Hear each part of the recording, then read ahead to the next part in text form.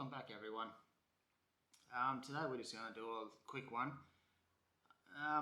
This one I've noticed in the shop lately anyway, because a lot of people now are barra fishing. We've had a lot of water, a lot of flood waters, and there's a lot of barra around, so people are coming in buying lures for barra. And quite a few of them ask them how to attach their lines to the lure. And when I see some people are bringing their gear in as well, and I see a lot of people doing the same thing. They're tying their leader straight to a split ring on the line, on the lure. And some of these guys are losing some good fish and breaking their leaders, and they're not sure why. And the reason is, well, what they're doing, they're tying their leaders straight to the split rings. I'm going to say don't do that, guys. Main reason is split rings, as you know, just a bit of wire curled around, and they've got two sharp edges on them, okay? And when you tie your line straight to them, if the line slips around on that split ring and gets that edge during a long fight and a good fish, it's just going to cut you off. It's just going to break off. And a few guys have lost some lures lately on some good fish and wondering why. And that's why. So what I was going to do is just take you through a quick way of a few different methods to tie your lures on, or hook your lures up properly so you don't lose them to sharp edges or silly little faults like that. Okay, so we'll just get into it. Well, the first one I've got here is old school. It's the plastic I was using a little while ago, but this one's got some lures haven't got a split ring on them. Just got an eye. So this one's got a hook just with an eye. Other lures have just got an eye on them, just an eye you can tie straight to. But when you tie straight to lures, sometimes you can lose a bit of the action out of your lures. So if you just got a sharp, like an eye, and there's no split ring on there and no sharp edges, you can tie straight to, but what I prefer to do is just tie a basic loop knot. So that one there's got a loop knot on it, so you don't lose any action out of your lure. Okay, so just a loop knot straight in the rings. And some, like I said, some lures are the same. They just got a ring on the end, or like a loop on the end. You can tie straight to them. You can either do a loop knot or fix them, like a uni knot or something fixed to it. But I prefer a loop knot, just so you don't lose the action out of your lure. Okay.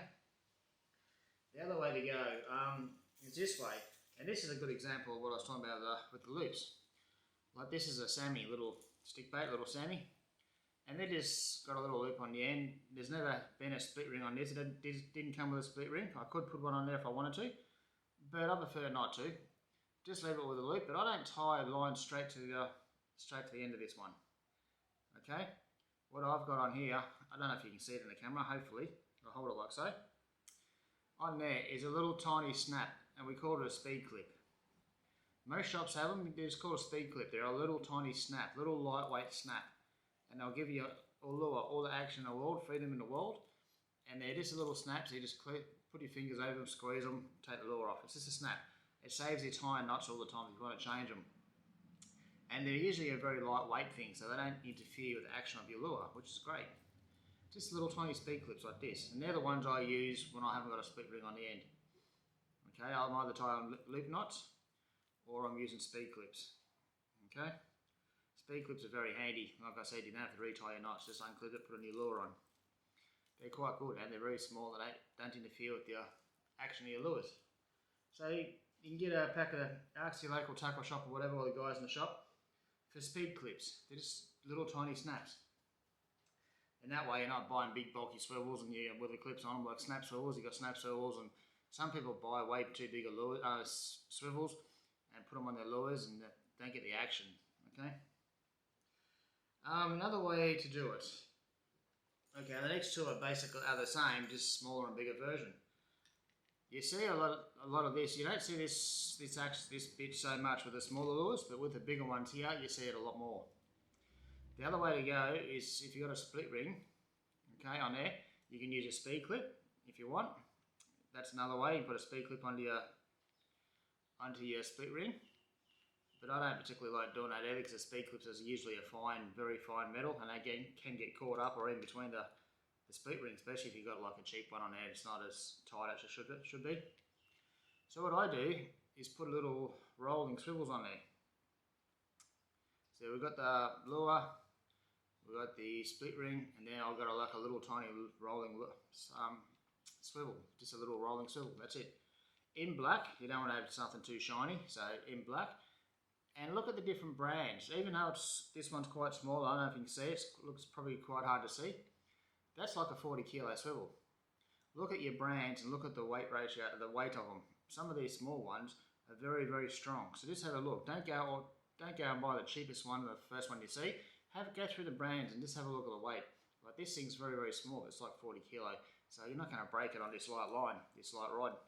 Okay. So that's the next one.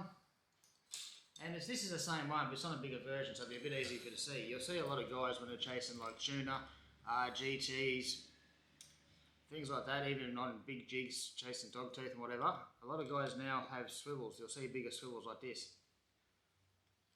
on your bigger poppers and stick baits and stuff for the like, GTs and tuna and stuff, like I said. It's the same as that. So you've got a heavy duty split ring there, and then you put a good quality rolling swivel on there, and then you tie straight to it. And that doesn't interfere with the action at all. There's no sharp edges, and there's nothing to break your leader off on. Like I said, it doesn't worry the action of your lure, because you pull them from this point and pull them through the water. So, okay, and just holds on very well. The only thing you got to make sure, these bigger ones, when you're chasing bigger fish, is make sure your split rings are good quality. Don't go buy the cheap ones, like the smaller, cheaper ones, because they probably will straighten on a really good fish. And the last thing you want to do is lose a good fish and lose your $30 lure, $50 lure. So when you do rigging up these bigger lures, make sure you put good quality split rings and a good quality swivel. Okay, so swivel and split ring on these. It's the same way, good way to rig up. Just make sure they're good quality so you don't straighten them and don't snap them and lose your lure or the fish or both. Okay, so that's the main way, guys. Most people now put a swivel from your split ring to a swivel and then tie it on. Okay, it's very simple to do. It's not hard. All you need is a pair of pliers for doing split rings. I haven't got any bigger ones at the moment. I've only got small ones. These are my little tiny ones. And the split ring pliers always got this little notch at the end. You've got this little notch at the end of your pliers. That's for doing split rings. Okay. Hopefully the camera can zoom in to see it there. Bit blurry, sorry guys, but you can see the notch. Make sure you got them.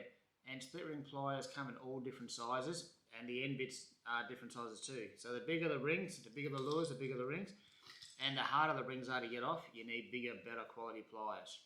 Okay. So these little pliers won't do big poppers for GTs and those big heavy duty rings. You need proper good pliers. So you just got to look at the size of the lures and your rings and get an idea. And seems I usually just mainly muck around with small to medium sized lures. These ones are fine. And if you are doing small ones, Wilson also do these. I like a little tweezer for doing it. And you can see a little notch at the end.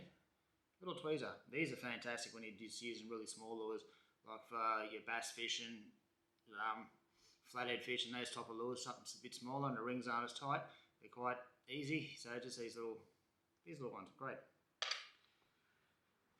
And I've got another one here I might as well talk about, show you. I have noticed people doing this the wrong way too with your jigs. When you got your micro jigs or your slow pitch jigs here, that's a flutter, or even your bigger knife jigs and your high speed jigging. Okay, when you're rigging these up and tying these up, I see so many people putting a split ring on, and then they put the hook straight to the split ring, and then they tie to the split ring. Don't do that. Okay, it's just not the right way to do it. And once again, sharp edge. And when you're rigging up these things, the split ring there, the only reason that's there, that's to hold your lure on. That's it. Okay, it's not meant to have any pressure on the door. It's just to hold your lure. So when you do these things properly,